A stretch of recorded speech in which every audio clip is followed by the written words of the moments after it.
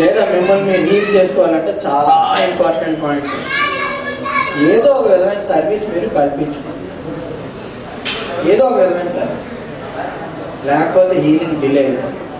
మీరు ఏళ్ళు రావలేరు, మీకు హీలింగ్ అవ్వదు. అలాగే మాస్టర్ గారిని చూసి నేను నేర్చుకుంది, ఆ జన్మంతో మీరు ఉన్నంతకాలం ఆల్వేస్ హ్యావ్ సమ్ వర్కింగ్. ఎప్పుడు ఏదో ఒక వర్క్ దగ్గర పెట్టుకున్నారు, ఎప్పుడు మైండ్ని ఫ్రీగా ఉంచు.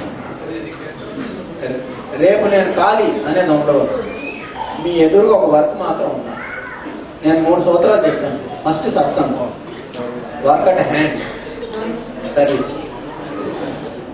ఈ 3 సూత్రాలు బేస్ చేసుకొని వెళ్తే ఆ 3 మయాజాన్ని నెమ్మదిగా బయటకు వచ్చి